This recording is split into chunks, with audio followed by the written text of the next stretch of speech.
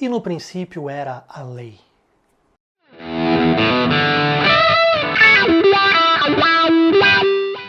É muito comum que as pessoas, quando ouçam a expressão direito, confundam elas com leis, como se o direito fosse sinônimo de lei. Embora essa ideia não esteja completamente errada, afinal de contas, as leis fazem parte do objeto de estudo do direito, seria mais correto, seria tecnicamente mais certo nós dissermos que o direito ele estuda a aplicação e a criação das normas. Como já dissemos no vídeo sobre Common Law e Civil Law, que eu vou deixar linkado aqui embaixo, existem dois grandes sistemas jurídicos no mundo. O Brasil adota o sistema do Civil Law, e o Civil Law ele prioriza ou ele traz como a principal fonte normativa, como a principal norma do nosso direito, a lei. Não é à toa que o mais fundamental princípio do Civil Law seja exatamente o quê? O princípio da legalidade. Logo na nossa Constituição, que é a nossa lei maior, que é uma lei, está escrita, né?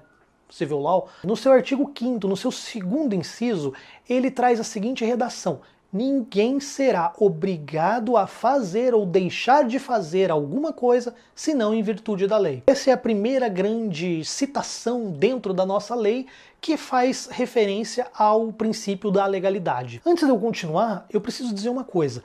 O nosso direito, a nossa legislação, ele é uma coisa só, é uma coisa una. A Constituição, as leis inferiores, as leis municipais, o estudo dessa lei, a aplicação dessas leis, os códigos de processo civil, os códigos penais, todos eles são parte de um grande conjunto que a gente chama de ordenamento jurídico. Para a gente estudar melhor a aplicação desse grande ordenamento, nós fazemos essas subdivisões entre direito processual e direito material, direito público e direito privado, entre direito civil, direito penal, direito trabalhista, direito eleitoral, direito militar. Só que essas divisões, elas são divisões meramente para você organizar matérias dentro do direito do que tenham mais afinidades entre si. Tanto é que algumas matérias, como por exemplo é o caso do direito ambiental, você não consegue nem classificar ela como sendo, por exemplo, uma legislação civil ou uma legislação penal. Ela é um microsistema jurídico que flui entre leis materiais, leis processuais, leis penais, leis administrativas, leis civis.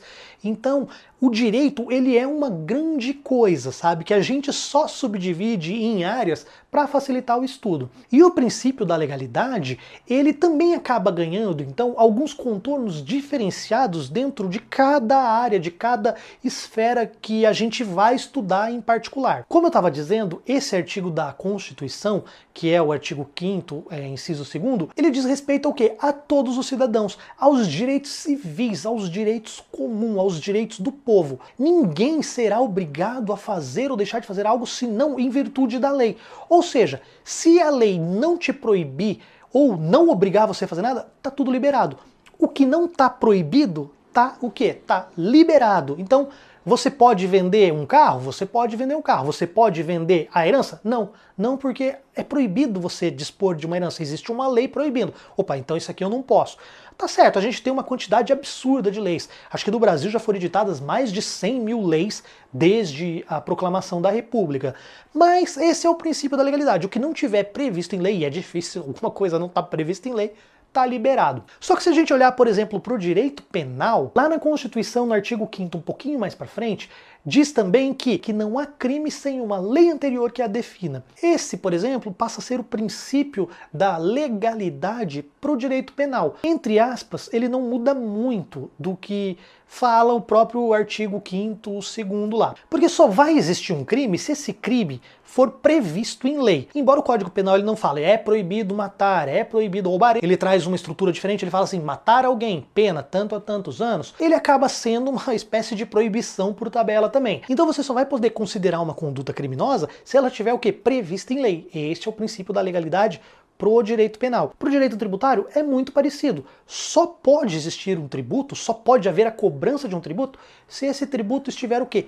Previsto em lei. Basicamente o princípio da legalidade é esse, para quase todos os ramos do direito.